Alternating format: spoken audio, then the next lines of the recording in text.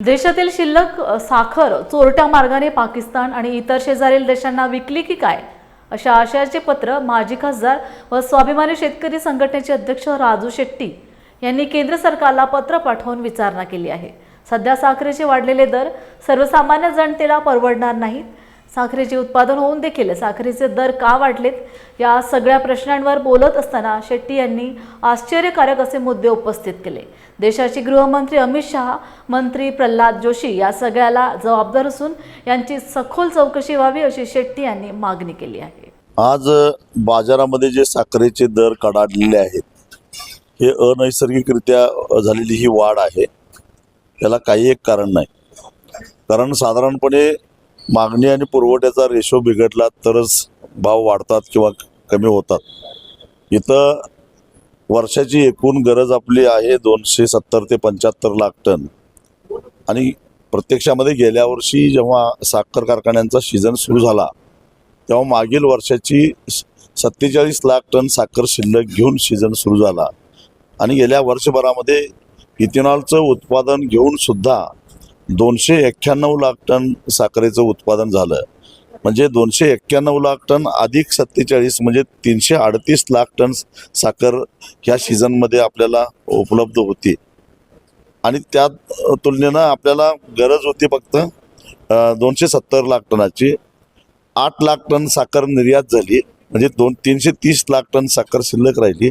आज अखेर केंद्रीय अन्न आणि नागरी पुरवठा मंत्रालयानं वेळोवेळी जे काही साखरेचा कोटा रिलीज केलेला आहे, महिन्याला साधारणपणे 22 लाख टन ते रिलीज करतात, ते 247 लाख टन रिलीज केलेलं आहे। म्हणजे अजून 83 लाख टन साखर शिल्लक राहायला पाहिजे, परंतु आता सरकार म्हणते की देशामध्ये केवळ 35 लाख टन साखर शिल्लक आहे। आता मी सांगितले हे सगळेच्या सगळे आकडे सरकारचेच आहेत, माझे नाही आहेत। मग सरकार आत्ता म्हणतंय 35 लाख टन शिल्लक आहे, प्रत्यक्षामध्ये एकूण साखरेपैकी केवळ 247 लाख टन साखर रिलीज केलेली आहे आणि मग निर्यात वजा जाता 83 लाख टन साखर जी काय आहे त्यातले 47 लाख टन साखर 48 लाख टन साखर कुठे गेली, गायब झाली का?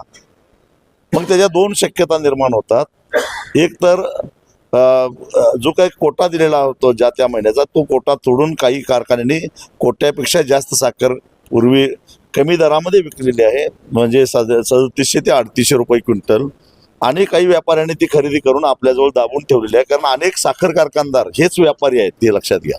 ते व्यापारी आता वेगळे कोण नाहीत, कारखानदार हेच व्यापारी आहेत। आणि म्हणजे इथं शेतकऱ्याला चुना लावायचा उद्योग केलेला आहे आणि तीच साखर जी 3600-3700 रुपये क्विंटलनं खरेदी केली आहे ती आज 6500 क्विंटलनं ते विकायला लागलेले आहेत।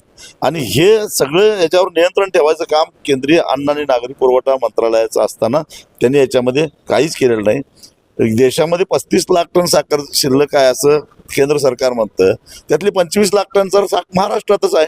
मग उत्तर प्रदेशची साखर कुठे गेली, पंजाब हरियाणाची कुठे गेली, कर्नाटकची आणि तामिळनाडूची साखर कुठे गेली, आंध्रची साखर कुठे गेली?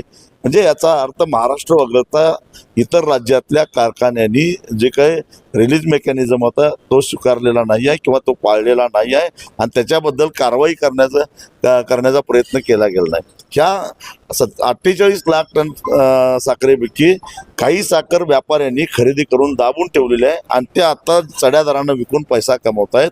आणि काही साखर 3 महिन्यापूर्वी जेव्हा सरकारनं साखरेच्या निर्यातीवर बंदी घातली ती बंदी तोडून ते शेजारी राष्ट्राबरोबर आपले जे काही खुल्या व्यापाराचे करार आहेत, बांगलादेश बरोबर आहे, नेपाळ बरोबर आहे, पाकिस्तान बरोबर आहे, त्याचा गैरफायदा घेऊन चोरट्या मार्गानं साखरेच्या निर्यातीला बंदी असताना सुद्धा बाहेरच्या देशामध्ये पाठवून पैसा कमावलेला आहे।